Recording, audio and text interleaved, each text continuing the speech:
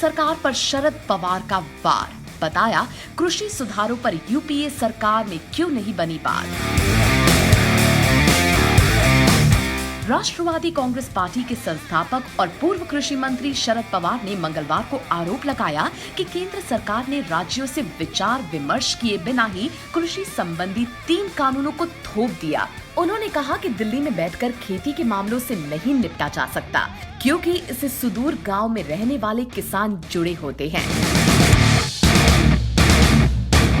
इसके साथ ही उन्होंने कहा कि यूपीए सरकार के वक्त उन्होंने पूर्व प्रधानमंत्री मनमोहन सिंह के साथ मिलकर कृषि सुधारों को लेकर काम किया था।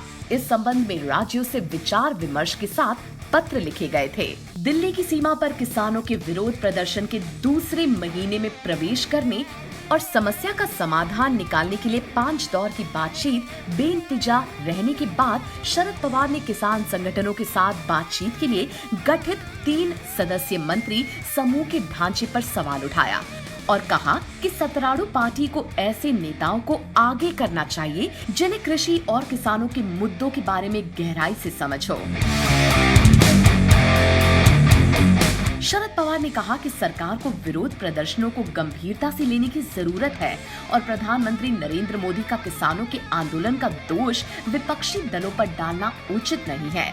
उन्होंने कहा कि अगर विरोध प्रदर्शन करने वाली 40 यूनियनों के प्रतिनिधियों के साथ अगली बैठक में सरकार किसानों के मुद्दों का समाधान निकालने में विफल रहती है, तब विपक्षी दल बुधवार को भविष्य के कदम के बारे में फैसला करेंगे। ये पूछे जाने पर कि केंद्रीय कृषि मंत्री नरेंद्र सिंह तोमर ने दावा किया है कि मनमोहन सिंह नित्य संप्रंग सरकार में तत्कालीन कृषि मंत्री के रूप में पवार कृषि सुधार चाहते थे, लेकिन राजनीतिक दबाव में ऐसा नहीं कर सके। रामगंपा नेता ने कहा कि वे निश्चित तौर पर इस क्षेत्र में कुछ सुधार चाहते थे, लेकिन ऐसे नहीं जिस तरह से भाजपा सरकार ने किया है।